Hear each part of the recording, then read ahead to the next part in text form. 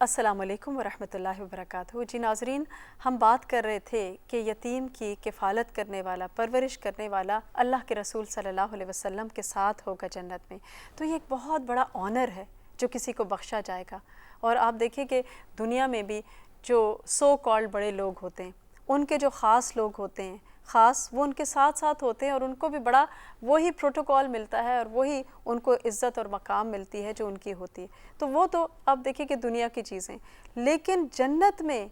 کسی کو آپ صلی اللہ علیہ وسلم کا ساتھ مل جائے اور وہ آپ کے ساتھ اتنا قریب ہو،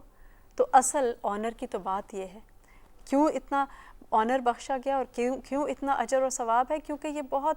کٹھن کام ہے اور اس کے لیے استقامت کی ضرورت ہوتی ہے۔ یہ نہیں ہوتا کہ ایک دن انسان ایموشنلی اور جذباتی طور پر اٹھے اور کہے کہ بس آج سے میں نے فلاں یتیم کی کفالت کرنی ہے اور اس کے بعد اس کا ذمہ اٹھا کے پھر بھول جائے۔ نہیں، یہ وہی شخص کر سکتا ہے کہ جس کے اندر استقامت ہوتی ہے، اور یہ پرماننٹ بیسس پہ کرنے کا کام ہے اور یہ آسان نہیں ہوتا۔ پھر آپ دیکھیں کہ یتیموں میں بھی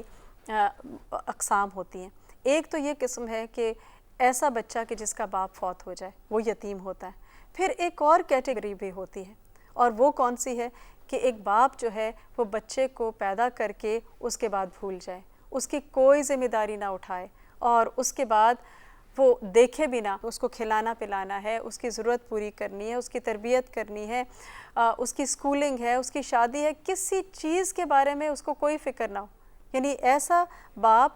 کہ جو گھر میں موجود ہے یا نہیں بھی ہے، وہ چھوڑ کے چلا گیا ہے، کہنے کو تو باپ ہے لیکن ذمہ داری کوئی پوری نہیں کرتا۔ تو ایسے بچے جو ہیں وہ بھی انتہائی محرومی کا شکار ہوتے ہیں، اور خاندان کے باقی لوگوں کی یہ بھی ذمہ داری بنتی ہے کہ وہ ان کا خیال رکھیں، ان کی کیئر کریں۔ تو یہ بھی ایک بہت بڑی نیکی ہے کہ جس کا اجر و ثواب بہت زیادہ ہے۔ کیونکہ آپ دیکھیں کہ وہ بچے جن کے باپ فوت ہو جاتے ہیں، تو وہ تو سب کے لیے ایک انڈرسٹوڈ سی بات ہوتی ہے کہ اچھا اس کا باپ نہیں ہے، تو لوگ ہمدردی کر لیتے ہیں، خیال رکھ لیتے ہیں۔ لیکن ایسا بچہ جس کا باپ ہے، موجود ہے لیکن نہ ہونے کے برابر، تو لوگ کہتے ہیں اس کا باپ تو ہے نا، وہ کرے، اور وہ باپ جو ہے وہ کر کے ہی نہیں دیتا، وہ موجود ہی نہیں ہوتا۔ تو ایسی صورت میں بچے جو ہیں ایموشنلی ایک بہت صدمے کا شکار ہوتے ہیں۔ یعنی ایک شخص اس دنیا سے چلا جاتا ہے تو انسان کو صبر آ جاتا ہے کہ چلو اللہ کی چیز تھی، اللہ نے واپس لے لی، لیکن ایک شخص موجود ہے اور اس کے ساتھ ساتھ وہ اویلیبل ہی نہیں، اس سے فائدہ ہی نہیں اٹھایا جا سکتا۔ مثلاً آپ کے سامنے کھانا رکھا ہو، آپ کو بھوک بھی لگی ہے لیکن کھانا نہیں کھا سکتے، تو یہ بچے ایسے بچے ہوتے ہیں جو ایموشنلی سٹیبل نہیں ہوتے، انسیکیور ہوتے ہیں، وہ نارمل نہیں ہوتے، کیونکہ ایک وہ بہت بڑے صدمے سے گزرتے ہیں۔ لہٰذا ایسے بچوں کی کفالت کرنا، ان کو اپنے بچوں کے ساتھ لے کے چلنا جو ہے، یہ بھی بہت بڑی نیکی ہوتی ہے، اور یہ بھی جنت میں لے جانے والے کاموں میں سے ہے۔ اس کے بعد ہم ایک اور حدیث میں دیکھتے ہیں کہ ایک شخص اللہ کے رسول صلی اللہ علیہ وسلم کے پاس آیا اور کہنے لگا، اس نے اپنے دل کی سختی کی شکایت کی، تو آپ نے فرمایا کہ اگر تم چاہتے ہو کہ تمہارا دل نرم ہو تو مسکین کو کھانا کھلاؤ اور یتیم کے سر کے اوپر ہاتھ پھیلو۔ بات یہ ہوتی ہے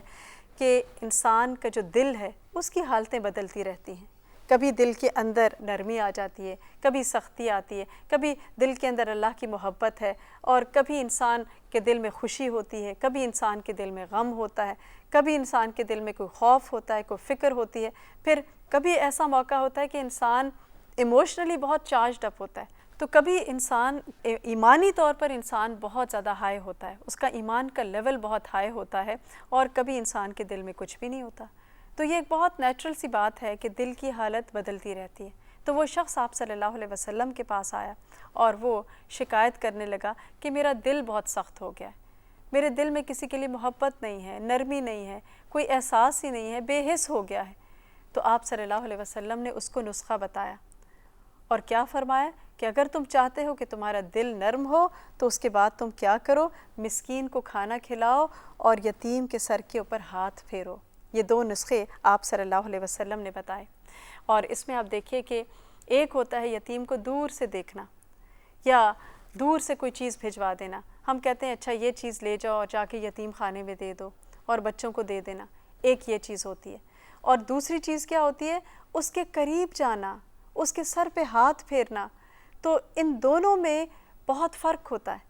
قربت کا احساس اور اس کا ہاتھ پھیرنا جو ہے وہ زیادہ دوسرے کو محبت دیتا ہے، وہ زیادہ دوسرے کے اندر اچھے جذبات پیدا کرتا ہے۔ اور آپ نے دیکھا ہوگا کہ یتیم بچے جو ہوتے ہیں